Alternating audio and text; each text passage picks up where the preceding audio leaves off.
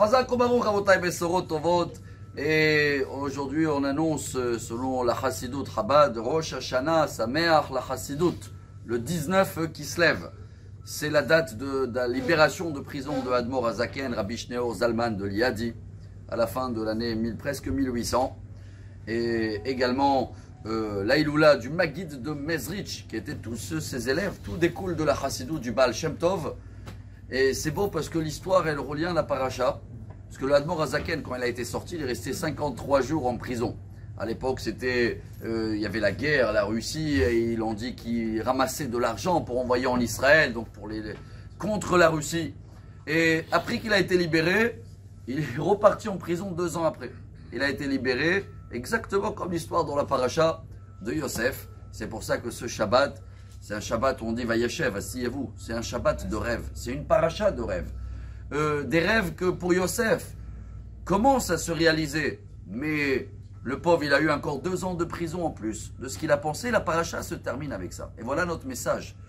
Yosef, toute la paracha, 6 montées parlent de lui. Il y a une montée au milieu, la 4e, elle parle de Yehuda, pour montrer que pendant que Yosef aussi, lui, est tombé, il est parti en prison. Yehuda aussi, le pauvre, il a été un petit peu rejeté, mis de côté de la famille. Et il s'est marié tout seul, il a eu des enfants tout seul, il a perdu sa femme, il a perdu ses enfants. Et à la fin, les 2 histoires, ils se terminent dans la paracha, comme quoi Yehuda, il est de côté, Yosef, il est après 10 ans de prison, et comme il était Ish Matzliach, c'est quoi Ish Matzliach? Un homme qui réussit, parce que la Torah, elle dit, Ve'aya Hashem imo, Dieu, il est avec lui, Bechol Asher ou Oseh, dans chaque détail, il disait Be'ezrat Hashem, avec l'aide de Dieu. Et c'était nouveau en Égypte à l'époque. C'est qui Be'ezrat Hashem? Ça n'existait pas. À l'époque, c'était que c'est moi, j'ai fait. Lui, c'était le premier amené en Égypte. Tout se passe de Dieu. Une seule fois, à la fin de la paracha, il avait dit à ce ministre-là, qui lui aussi, il a fait un rêve. Celui-là qui versait le vin et l'autre qui faisait les éclairs et la boulangerie, la pâtisserie pour Pharaon. Ils avaient 2 rêves, il les a interprétés. Ça s'est passé comme il avait dit. Et Yosef, il a juste dit 2 mots qui l'ont coûté 2 ans. Voilà le message. Il a dit Yosef, s'il te plaît, Zachor Zechartan Imach, rappelle-toi de moi et ne m'oublie pas. Ça veut dire quoi? Beaucoup de fois dans notre vie, on sait, tu connais un tel? Bah oui, c'est le cousin de ma soeur et tout. Tu peux le dire un petit mot qui me fait un prix. Ça, peut-être pour nous, c'est valable. Mais Yosef, il avait besoin de personne. Personne ne va le faire un prix. Il n'y a que Dieu.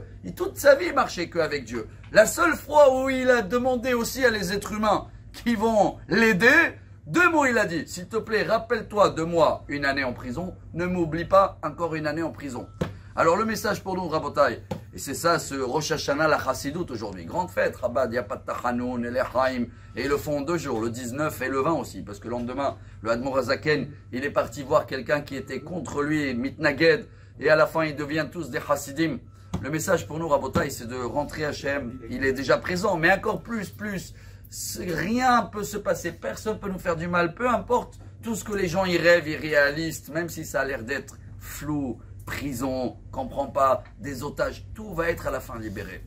Alors venez en rêve ce Shabbat, les rêves sont réalistes, on pense, Bezrat Hashem, comme il y avait la sortie de prison de Yosef, Admor Azaken, qui va voir la sortie, si Dieu veut, des otages, on va voir que des miracles, on va voir la grandeur de Dieu, et qu'on sera tous des Ish Matzliach. Shabbat Shalom, Amar Rabbi Elazar, Amar Rabbi Hanina.